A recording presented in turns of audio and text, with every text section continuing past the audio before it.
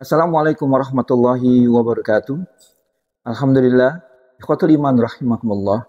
Pertama-tama, marilah kita bersyukur pada Allah Subhanahu wa taala yang telah memberikan kita nikmat. Nikmat sehat walafiat, nikmat panjang umur dan nikmat kesempatan. Begitu juga nikmat iman dan nikmat Islam. Dari nikmat tersebutlah semoga kita berbahagia dan selalu ditolong oleh Allah Subhanahu wa taala dan akhir kehidupan kita dimatikan oleh Allah dalam keadaan husnul khotimah. Ikhwatul iman rahimakumullah. Saya Abi Sarip dari MK Peduli Umat yang bergerak di bidang filantropi. Alhamdulillah, filantropi kita sudah berjalan begitu lama dan dari filantropi ini, insya Allah hasil dari filantropi kita ini pemberdayaan umat. Maksud dari pemberdayaan umat di sini ialah saya memberikan contoh, ada seorang pemuda yang luar biasa. Dia sebut saja dia itu ketua remaja masjid. Ketua remaja masjid di sini, alhamdulillah dia bisa menyelesaikan permasalahan-permasalahan dari remaja-remaja masjid yang lain.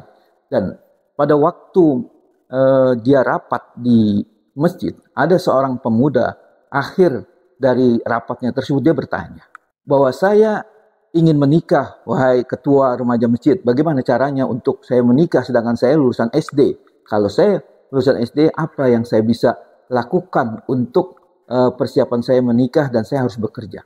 Tapi alhamdulillah dari pemuda remaja masjid itu, dia punya berpikiran yang luar biasa. Dia akhirnya bertanya kepada pemuda tersebut bahwa ada pemuda yang ingin menikah tersebut bahwa apakah Anda punya meja?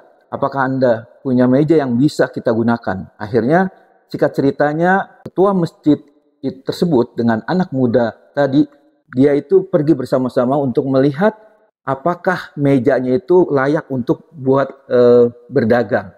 Akhirnya setelah dia melihat meja itu bisa untuk berdagang, akhirnya pemuda itu memutuskan, oke, nanti subuh besok kita ketemu di masjid. Akhirnya karena itu malam minggu, ketua remaja masjid itu dia menyambangi atau mengunjungi tukang kue yang ada di daerahnya itu.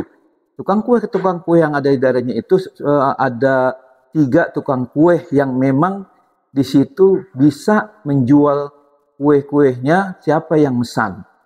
Disitulah alhamdulillah dia mesan 50 kue satu jenis. Karena dari tukang kue itu dia mesan 50 kue dengan 2 jenis berarti 100 kue. Dari ketiga tukang kue itu dia kumpulkan menjadi 300 kue.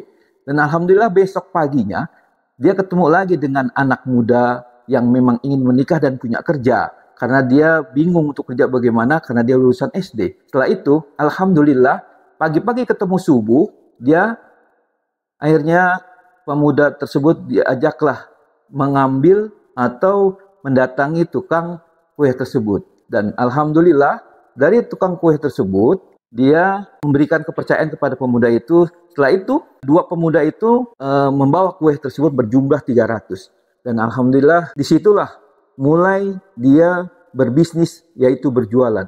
Nah dari situlah alhamdulillah anak muda yang ingin menikah setahun lagi, disitulah jiwa filantropi yang ada di dalam hatinya pemuda itu, dia bisa mewujudkan kepada temannya menjadi dia mempunyai bisnis dan dia mempunyai pekerjaan dan alhamdulillah setahun kemudian dia menikah. Oleh sebab itu, filantropi ini bukan saja hadir di lembaga, tetapi hadir juga di jiwa-jiwa manusia. Oleh sebab itu, mari bapak-bapak atau ibu-ibu sekalian, atau remaja sekalian, kita berharap satu orang saja satu di RT itu mempunyai pemikiran yang luar biasa seperti itu.